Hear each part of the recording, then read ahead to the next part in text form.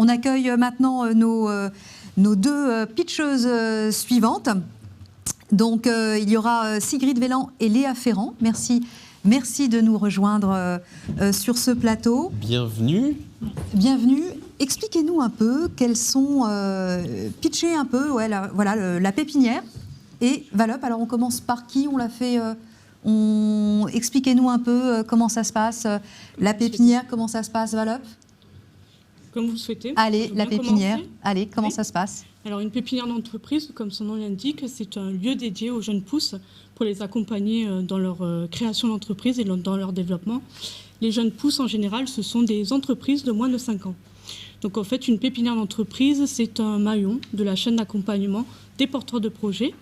En général, ils sont orientés, ces dirigeants, par nos partenaires, que ce sont les CCI, les CCI, les couveuses ou l'incubateur d'entreprise. Pour quel type d'accompagnement? Alors, c'est un accompagnement personnalisé et collectif. En fait, l'objectif, c'est de louer un bureau et d'avoir à disposition des services complémentaires en matière d'accompagnement.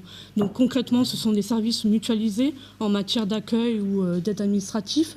Vous allez avoir aussi des équipements mutualisés, photocopieurs, accès Internet, vidéoprojecteurs, des espaces de partage communs. C'est un espace de coworking avec une notion d'entraide et de soutien? Oui, par exemple, oui. Des espaces de partage commun, ça peut être une salle de réunion, une salle de convivialité. Et vous allez aussi profiter d'un accompagnement personnalisé et collectif en matière de gestion d'entreprise. Voilà. Qu'en est-il de Valop? Mais c'est exactement ce que vient de décrire Sigrid, effectivement. Donc pour Valop, c'est une pépinière qui est implantée dans le Val-Espire, à Céré, donc sur un territoire transfrontalier entre la France et l'Espagne. Et donc effectivement, on propose ce type de locaux, des ateliers pour les activités plutôt artisanales, des bureaux pour les activités de service, un espace de coworking, des espaces collectifs. Voilà, donc on propose un accompagnement, ce qui nous concerne, sur mesure, vraiment adapté à chaque entrepreneur, chaque porteur de projet, et un accompagnement complet puisqu'il va du stade de l'idée, en passant par la création et jusqu'à l'implantation de l'entreprise sur le territoire hors les murs de la pépinière. Alors pour tout type d'entreprise, tout type de secteur, vous avez chacun vos spécialités? Alors nous, à la communauté urbaine de Perpignan, on est généraliste, mais on accompagne aussi les start-up. Ça va être des start-up, mais aussi des prestations de services des entreprises qui sont un peu plus classiques. Donc on est quand même généraliste, on s'adapte aux besoins des entreprises. Et dans le Val-Espire? C'est le cas aussi dans le Val-Espire. Alors on donne la priorité aux projets qui sont innovants au sens large et aussi aux activités qui ont un lien avec les filières stratégiques de notre territoire. Donc on a par exemple une filière sur le bois, la forêt, une sur le tourisme, la culture, le patrimoine, les activités de pleine nature. Donc pour ces porteurs de projets-là, on a une attention particulière au moment de les accompagner. Aujourd'hui, combien de projets sont accompagnés à la métropole et combien de projets sont accompagnés chez Valop? Alors nous, on a 14 bureaux à disposition au sein de la zone d'activité Techno-Sud. Donc en fait, c'est vraiment au fil de l'eau. Donc 14 bureaux, ça peut être 14 entreprises qui peuvent être accompagnées. Et qui restent combien de temps dans vos locaux? C'est 2 à 3 ans maximum. 2 à 3 ans. Pareil chez Valop, 2 à 3 ans en fonction des entreprises? Oui, c'est ça à peu près, de 6 mois même jusqu'à 3 ans. Et donc on a aussi ensuite la possibilité pour l'entreprise de rester 2 années de plus sur la partie hôtel d'entreprise, donc là sans accompagnement. Et vous accompagnez combien de projets en ce moment? Alors là, c'est notre première année de fonctionnement, on accompagne 7 projets et on en a 6 nouveaux qui devraient rentrer ce mois-ci, donc la nouvelle promotion pour l'année 2021. Alors à quel moment on estime que le bébé peut quitter le nid? Quand il commence à vendre, quand il fait un certain chiffre d'affaires, comment ça se passe concrètement? Alors normalement, il a déjà vendu depuis un moment. Au bout de 2-3 ans d'activité, on lui souhaite. On lui souhaite, oui. Oui. Il a déjà vendu. Donc en fait, ensuite, c'est une pérennité de l'entreprise. Donc il n'y a pas vraiment de moment... C'est pas nous qui allons le décider. En fait, c'est le chef d'entreprise. Quand il sent qu'il est assez autonome pour voler de ses propres ailes, à ce moment-là, il arrête la convention d'hébergement et il quitte la pépinière si on n'arrive pas au bout des 3 ans. Il peut arrêter quand il veut. Comment vous choisissez les projets que vous accompagnez? Comment ça se passe? Il y a un comité de sélection chez Valop? Comment ça se passe? Oui, tout à fait. Alors la personne fait acte de candidature en remplissant un dossier comme un petit business plan, mais sommaire. Voilà, c'est vraiment au fil de l'eau. Alors après, on a certains événements comme des appels à projets, des événements type Startup Weekend où on va là faire rentrer plus de porteurs de projets. Mais à tout moment, il est possible de candidater et de présenter donc son projet, de pitcher devant un comité de sélection qui se base sur des critères donc bien spécifiques, qui va évaluer à la fois la cohérence et le potentiel du projet, mais aussi celle du porteur de projet ou de l'équipe à mener à bien ce projet-là. Quels sont les critères les plus importants, par exemple?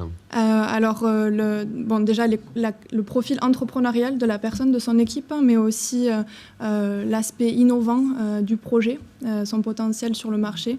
Et c'est tout un faisceau en fait de critères, hein. Il n'y en a pas de plus important que d'autres, hein. Et voilà, aussi la posture de la personne vis-à-vis de l'accompagnement. Est-ce qu'il est vraiment en demande de ce soutien-là? Est-ce qu'il va être prêt à s'impliquer? Voilà. Oui, c'est une question de motivation, effectivement. D'accord. Et comment vous jaugez ça? Comment vous parvenez à voir qu'une personne est vraiment impliquée, qu'elle va pouvoir mener à bien son projet? Parce que certes, il y a des bonnes idées, mais ça, il y en a plein des bonnes idées. Après, pouvoir les mener à bien, c'est plus compliqué de jauger si une personne est à même de porter à bien ce projet jusqu'à la réalisation. Déjà, pour intégrer le comité de sélection, il faut avoir élaboré un business plan. Donc le plan d'affaires, il va reprendre tout ce qui est études de marché, études financières et études juridiques. Et donc là, on va voir en fait la capacité du dirigeant à vraiment rédiger ce plan d'affaires et à le maîtriser dans son pitch, dans sa façon de présenter son entreprise. Donc déjà, là, ça va nous donner un aperçu sur l'implication du dirigeant et sa façon de gérer son entreprise. Le business plan doit être apporté avant les sélections? Oui. D'accord, vous n'accompagnez pas le dirigeant, l'entreprise, la dirigeante dans ce business plan? Comme je vous le disais, nous, on est un maillon vraiment de la chaîne d'accompagnement. Donc ce business plan a été travaillé en amont par nos partenaires CCI, incubateurs ou couveuses d'activités. On va le valider avant de l'intégrer, de le faire passer en comité de sélection. Mais il a déjà été élaboré au préalable. Valop, c'est un petit peu différent en fait, puisqu'on accompagne dès le stade de l'idée. Donc effectivement, à ce moment-là, le porteur de projet parfois a comme projet encore flou, et donc il a besoin d'être accompagné sur ces démarches-là. Donc on ne demande pas tout de suite, en tout cas pour les projets qui ont ce niveau de maturité-là, on ne demande pas de business plan. C'est quelque chose de plus sommaire, hein, et là, c'est plus porté sur la capacité entrepreneuriale que sur le fond du projet lui-même. Ça, c'est quelque chose qu'on va aborder par la suite dans l'accompagnement. Donnez-nous un exemple d'un projet que vous avez commencé à accompagner. Je pense qu'il va peut-être venir pitcher plus tard. Donc, c'est le projet Aduratech de Jean-Philippe Fay.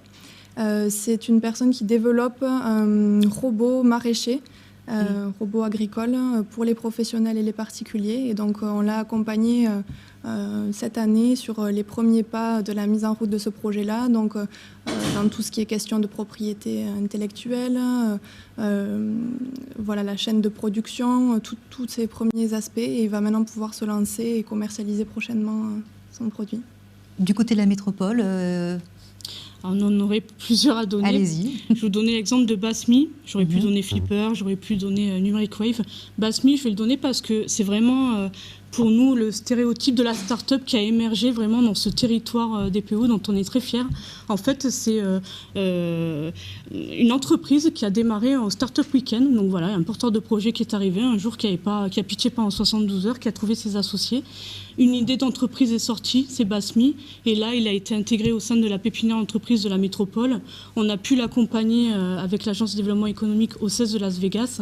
Et aujourd'hui, Basmi vole de ses propres ailes. Et voilà, on est très fiers en fait, d'avoir accompagné cette start-up, d'avoir participé de l'émergence sur le territoire jusqu'à l'accompagnement dans l'entreprise. Aujourd'hui, sa pérennité, on le souhaite parce qu'on l'accompagne toujours. Et ce qui est important de noter, on va recevoir Basmi, donc il a eu un award l'an dernier au CES de Las Vegas, oui. Mais est-ce que sans votre accompagnement, l'idée aurait pu germer et devenir une entreprise?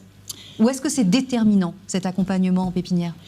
Alors, je pense qu'il y a des deux, oui et non en fait. L'idée aurait pu émerger effectivement, mais si vous voulez, le fait d'intégrer un accompagnement, ça permet vraiment de jalonner les étapes de la création d'entreprise, de ne rien oublier et surtout d'être mis en réseau avec les partenaires. Donc il y a un gain de temps et une efficacité que les entrepreneurs vont gagner grâce à une fluidité de parcours.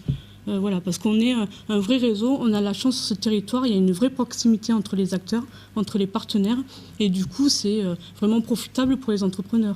Et est-ce que ça permet d'ancrer les entrepreneurs sur notre territoire ? C'est tout l'objectif en fait de ces structures-là. Donc il y a un vrai effort qui est fait pendant tout le processus de création et de développement de l'entreprise pour aider l'entreprise à s'ancrer localement, à commencer à nouer des partenariats localement, à se faire connaître et jusqu'au moment où elle va choisir de s'implanter aussi, trouver du foncier, de l'immobilier. On déploie vraiment nos efforts dans ce sens-là. On essaie de les garder sur le territoire. Ouais. Effectivement. Hein?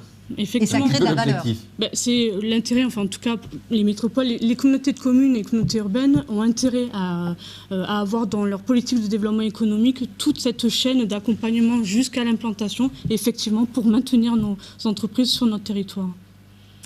Eh bien, merci beaucoup. Merci d'être venu sur notre plateau. Et donc, si les personnes sont intéressées pour déposer des projets, pour être candidat à la Pépinière ou à Valop, comment ça se passe? Il y a un site internet? Oui, tout à fait. Il y a un site internet, en tout cas, pour Valop. C'est l'adresse? Alors, c'est valop.com, tout attaché. Et du côté de la métropole Nous, c'est le site de la métropole, donc Perpignan Méditerranée Métropole, sur le volet direction de l'économie. Ok, super. Le message est passé. Merci Je me beaucoup. permets juste de rectifier www.valdezel-up.com. Merci beaucoup. Voilà, comme ça vous pourrez le trouver facilement.